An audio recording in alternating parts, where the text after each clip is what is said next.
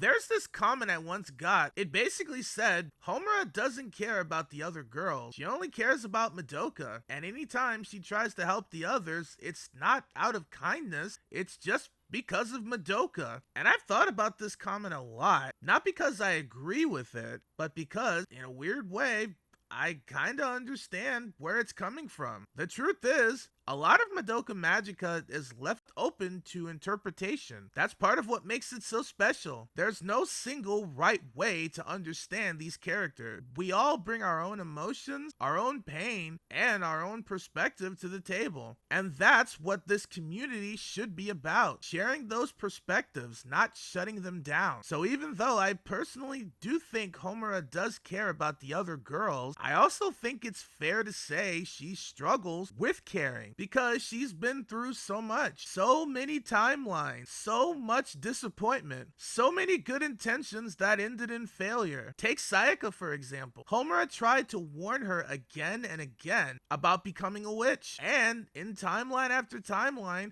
Sayaka never listened. She even turned on Homura more than once. It's no wonder that eventually Homura stopped trying so hard. And when you go back to the first timeline, when Mommy dies, you can actually see Homura mourning. She's kneeling beside Mommy's body. He looks devastated. So yes, I believe that once Homura cared deeply, but I also believe that trauma changes you, that time wears you down, and that sometimes you can care so much for someone that you stop having the energy to care about anything else. I think Homura becomes so focused on Madoka because she has to, because if she doesn't, she might fall apart. She might stop functioning, and I relate to that actually. I work in customer service. I've done it for almost a decade, and some days, the only way I can get through the shift is to go into autopilot. Not because I don't care, but because I can't care about everything and everyone all at once. I have to focus. I have to survive. And I think Homura is kind of the same. Saving Madoka becomes her version of surviving, which brings me to today's story. In Magia Record, there's a cute side story where Madoka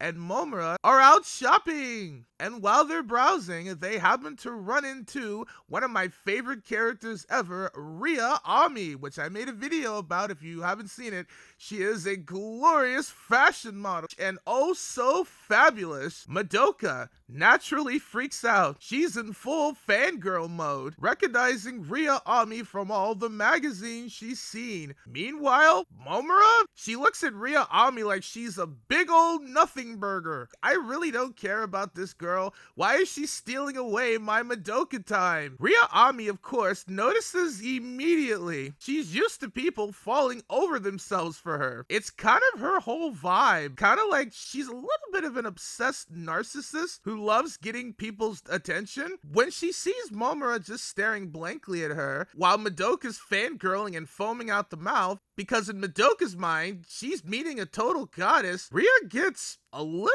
curious. She actually tries to flirt. She tries to get Homura's attention, even does her own hair flip, and she pulls out the full fashion model playbook. Okay, she doesn't technically do all these things, but does try to get Homura's attention. That is a fact. However, Homura, she just kind of doesn't notice or doesn't really care regarding Ria Ami's attempts. She just kind of has this dead serious thought of, well, Madoka likes you. That's good enough for me. Ria, in that moment, is having an existential crisis on the inside, because it's not just that Moemura is indifferent toward her, it's that her entire focus is on Madoka. Not the famous model, not the glamour, not the fame, just Madoka. And honestly, this tiny little moment says so much about Moemura's character and why people love her. Even before she becomes a magical girl and after the fact, and even before she becomes the time-looping legend we know, Moemura's heart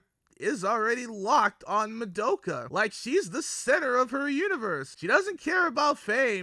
She doesn't care about status. She only cares about Madoka's happiness, which is adorable. Ria notices it too. At one point, she literally says, can't imagine anyone ever looking at her in the way that Moemura looks at Madoka, with such kindness, attention, and pure devotion. And coming from a model who's used to being adored for her beauty, that's not just jealousy, that's admiration. Because deep down, Ria realizes what Homura and Madoka share can't be faked. It's real, it's rare, and it's precious. But here's the crazy part. The vibe Moemura gives off here, that quiet, obsessive loyalty, it almost feels like a tiny foreshadowing of something darker. Because this version of Homura is still giving off little flashes of the girl who will one day become Devil Homura. And that's wild to think about, right? Because in Rebellion, Devil Homura isn't shy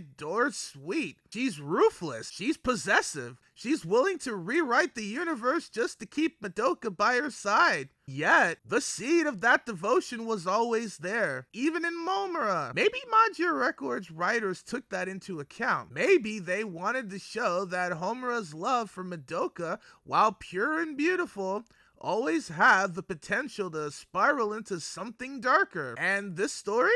This tiny, funny moment where Moemura ignores a literal fashion goddess for Madoka reminds us sometimes the line between love and obsession isn't as thick as we want it to be. What starts as loyalty can, over time, turn into something overwhelming, something that blurs into possessiveness, something that, in a different timeline, would break the world itself. It's a fascinating and a little scary thought, because it means Homura's descent into Devil Homura? It wasn't some sudden twist. It was always quietly waiting inside her. So yeah, in a timeline where a literal fashion model tries to outshine Madoka for Homura's attention, she doesn't even come close, because no matter how many poses you strike, how many runways you walk, or how many cameras love you, Homura Akemi only has eyes for one person, and it's always going to be Madoka Kaname. What do you think about this moment? You love the idea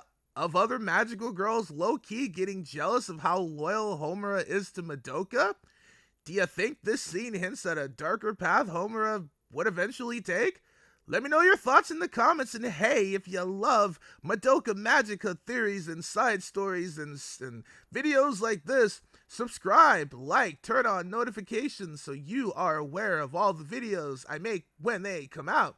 Also, if you like Ria Ami, because she's one of my literal favorite characters ever, because she's fabulous and fashionable, click this video to learn everything you need to know about her, because she's fabulous, I tell you. Fabuloso! Check this video out where I talk about her, and I'll see you next time.